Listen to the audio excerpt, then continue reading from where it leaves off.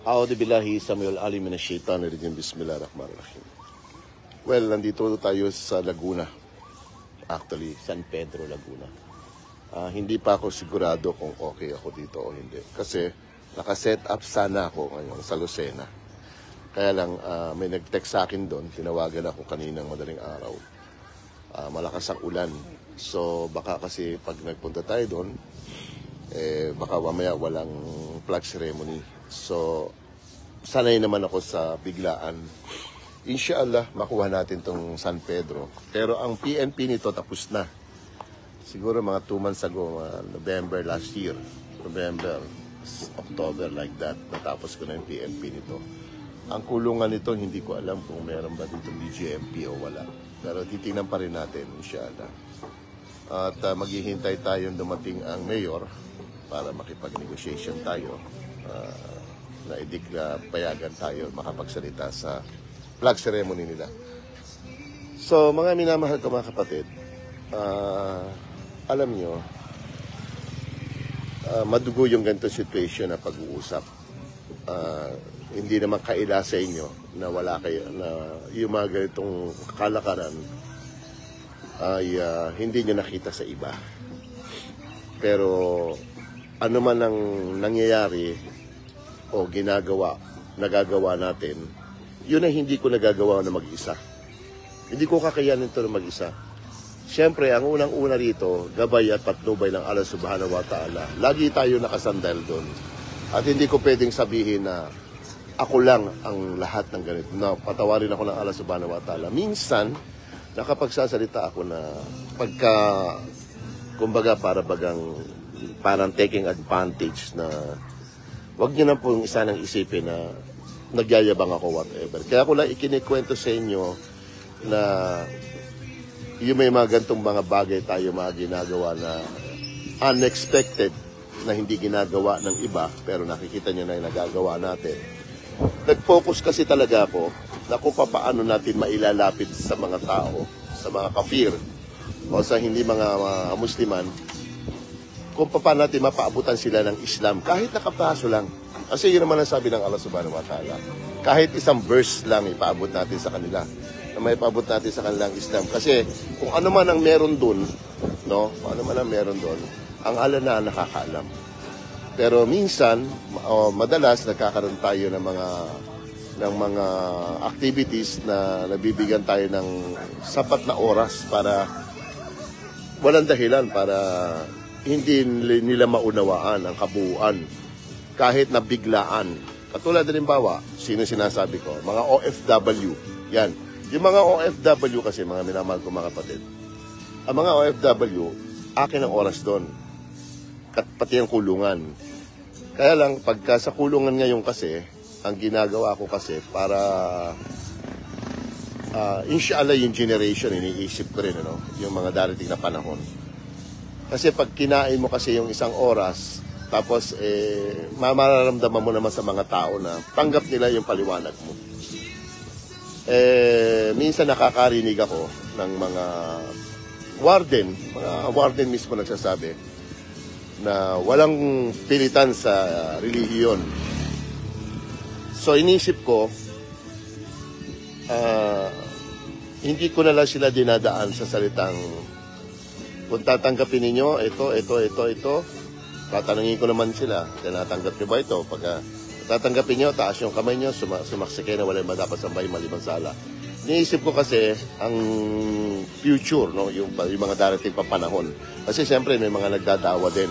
Baka mamaya hindi nila tanggapin, no? Baka mamaya hindi nila tanggapin dahil iniisip nila na i-pursue ang Islamic, ang Islamic parang, ang pananaw nila parang persahan dahil nakikita nila lahat tumataas ang kamay Hindi naman natin sa kanila sinabing, itaas nyo lahat ang kamay nyo kasi gano'n. Hindi, ang procedure kasi doon, simulan sa poll, lagi kong ginagawa yun. Laging sasabihin mo, tatanungin mo muna sa kanila after nang ipaliwanag niya kaisa ng Allah, sino si Jesus, ang pinakamarami kasi doon kung sino si Jesus Tapos ngayon, comparative mo ang Bible sa Quran, whatever, so and so. Ang mga tao hindi mahirap paliwanagan, hindi mahirap tanggapin ang Islam. Yun ang aking karanasan dito. Hindi talaga mahirap. Oras lang talaga, time lang. And then, kapag ka na-deliver mo na yon, may mga question and answer sa dulo.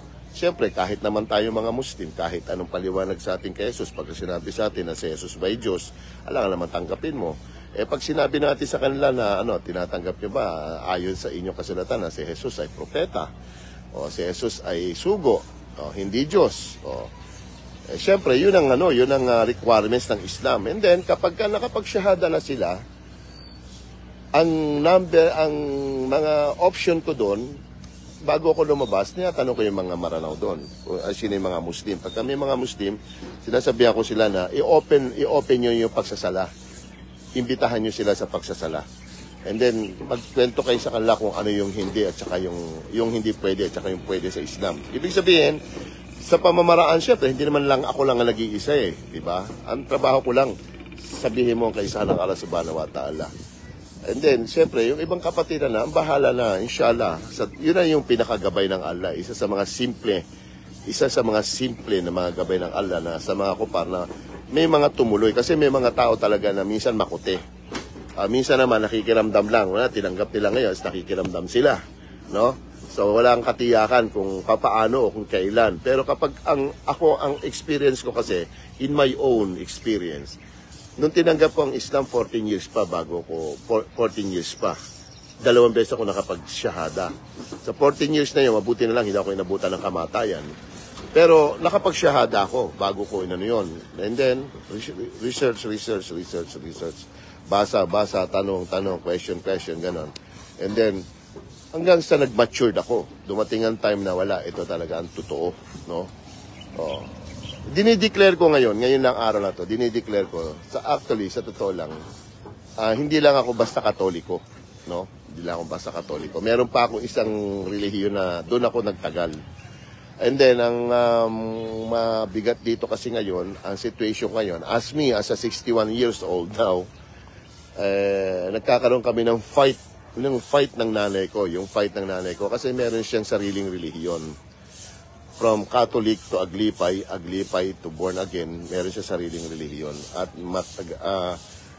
kinaiinisan niya ako, hindi naman ako lumaki kasi sa kanya kinaiinisan niya ako dahil sa hindi ako nag-ano sa kanya, hindi ako nakiisa sa kanyang layunin o kanyang ginagawa. Bilang isa siya sa mga misyonarya na nagpipinance. May 3 sa simbahan, marami siya mga membro. At gusto niya ako maisama ron sa activities niya. At nangako siya na maraming ganun. Kasi may kaya naman ang mother ko. Talagang mayaman ang mother ko. Kaya lang, aanuhin ko naman yung mga bagay-bagay na yun kung yun rin lang ang habulin ko sa kanya. Di ba? So, hindi ko na tinanggap yun. Pinabayaan ko na lang. At as of now, floating kami dalawa. Hindi kami nagkikwentuhan, nag-uusap. Pero binibisita ko siya.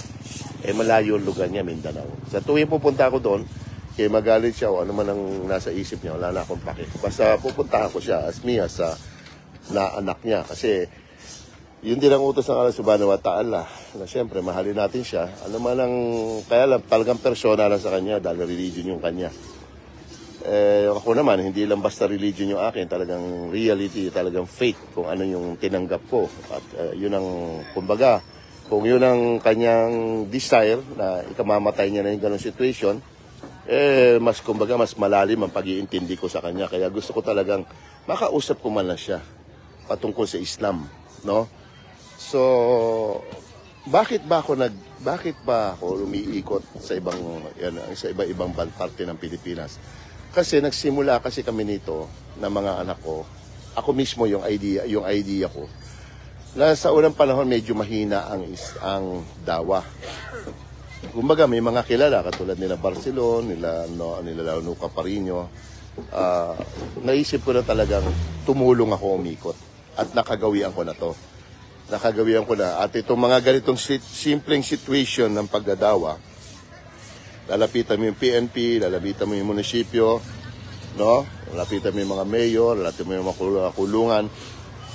Nagagampan natin ang dawa na walang gastos, na hindi na gumagastos, na hindi katulad ng iba. Yung iba kasi dahil sa pagsisikap nila na mapabot ang kaisahan ng Allah subhanahu wa ta'ala, talagang gumagastos sila. Ako hindi. Ang ginagastosan ko lang yung expenses ko. may mga expenses ko kung saan ako pupunta. Siyempre, gasolina, siyempre, minsan kakain din tayo rito, whatever, so. Minsan nga, nagpapakain pa tayo ng 2, 3, o minsan may bibigay tayo ng pabor parang sweet ang pagdating. So, andito tayo ngayon sa San Pedro. Isa to sa mga activities natin na tuloy-tuloy, kasi nandito na 18 years na to alam nga naman Hindi natin alam, mamaya bukas makalawa, tapos na si Abdurrahman. Yung pangako ko sa sarili ko na hanggang sa kamatayan, dito na ako, papalaganap ako ng kaisa ng Allah Subhanahu wa Ta'ala. Meron man o walang sumuporta, pero kailangan ko talaga ng suporta. Hindi pwedeng hindi. Ngayon, kung nag-iisip kayo, halimbawa, nag-iisip kayo, no? Kasi wala naman dahil para sa akin kasi, asupta, wala nang dahilan kasi para mag-isip pa kayo na nagluloko-lokohan tayo Di ba, no? Kasi sa edad ko to 61. Professional tayo. I'm a professional person, no? Hindi naman siguro kinakailangan pa isipin. Pero hindi ko to magagawa mag-isa kung hindi ako tinulungan ng Allah Subhanahu wa Ta'ala, ginabayan at patnubay at suporta ninyo nating o ng mga kapatiran. Nakasuporta kayo lahat, alam ko. Alam niyo yan, nakasuporta kayo. Kahit saan ako pumunta, hindi ako lalapit sa mga kapatiran. Kasi bakit? Hindi kakayanin ng isang tao to. Ako man na nag-iisang pumunta rito, halimbawa, pumunta ako rito sa Laguna, o dapat doon ako sa Lucena. Ay saan ako kukuha ng panggasolina ko lagi? Lang naman na hindi naman pwedeng napupulot yan. Kung napupulot lang ang pera, wala tayong pinag-usapan. Hindi tayo titigil. Sa totoo lang, kung continuous lang, kung meron lang talagang continuous na nagbibigay ng ganung kalaking halagang na kailangan ko, ang pahinga ko lang, tulog, kain. Siyempre, may pamilya din tayo kahit paano, pero hindi ko niisip yun. Hindi ko niisip, basta't meron lang pang gastos. Lamang, kaya ko binabanggit sa inyo to, ito mga bagay-bagay na to. Siyempre yung iba, marami kasi nagtatanong, paano mo to ginagawa? Anong to ginagawa? Sabihin na lang natin yan sa maturity na, yung professionalism. No? Professionalism. Bago pa ako nasa Islam, ginagawa ko na to. Ngayon, lalo na sa Islam ako. Di siyempre, lalo natin pag-aanuhin. Lalo natin pag-iinitin. Kaya lang, ang pinoproblema ko lang dito, yung expenses. Yung expenses.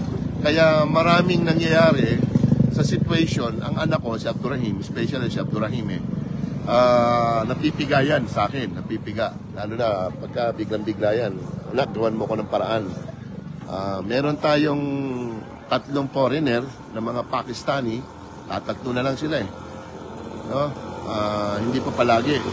No, hindi pa palagi. Yan, siguro naman, kilala niyo yun, si Abbas. Yan, si Adnan. No? At saka yung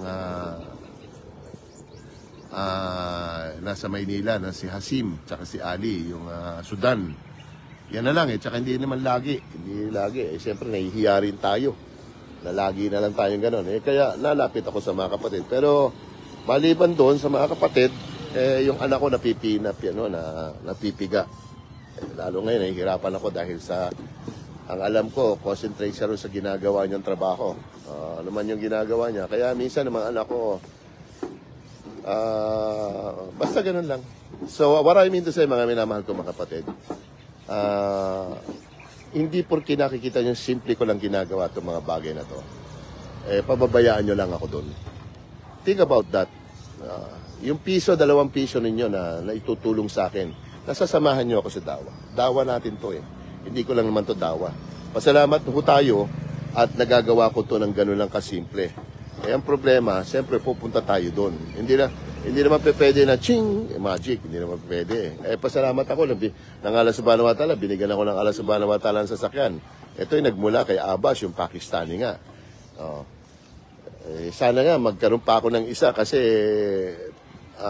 sometimes may magkakaroon ng problema. Inshallah, sana magkaroon pa ako ng isang sasakyan. Maliban doon, ang pinakamahalaga sa akin yung talagang pang-expenses, pang-gasolina. At siyempre, pagka nasa malayo na ako, sometimes nasa Bicol ako, minsan nasa Norte ako, especially sa Mindanao, pasensya na kayo kapag binisita ko kayo sa mga mosque ninyo. Okay? Basta masasabi ko lang sa inyo, huwag niyo akong pababayaan kasi ginagawa natin to hindi para sa atin. Para sa team. Yung pagtitinda-tinda ninyo, paghahanap buhay ninyo, nakita nyo ako, hagisan nyo ako ng piso. 2 piso. Ano ba naman yun, di ba? Eh sa dami natin na to, huwag mong sabihin na sabihin mo, binigyan mo ko ng piso o 2 piso o 20 o 10, niloloko kita.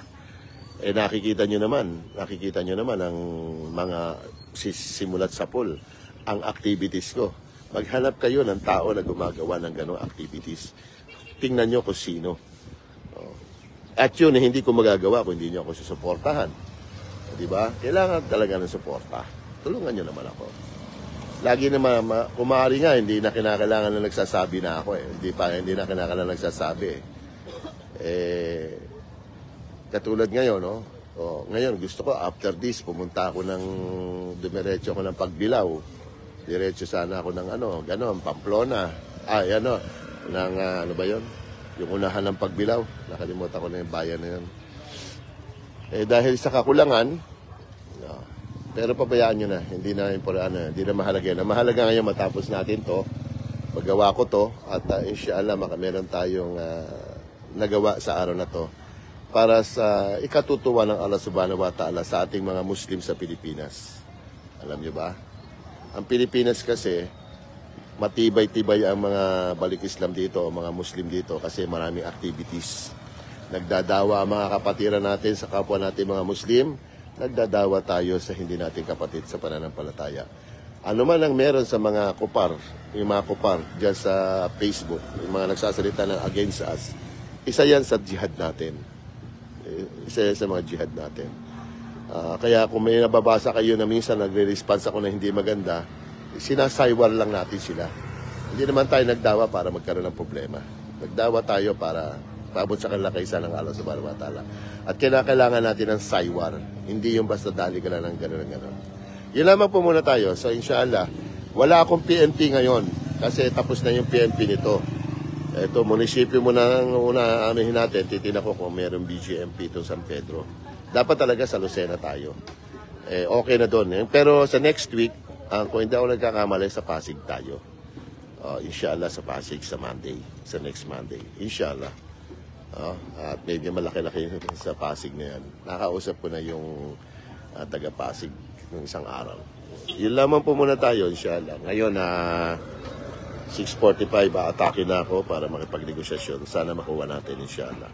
Marami po salamat. Assalamualaikum warahmatullahi ta'ala wabarakatuh. Ayan po yung San Pedro.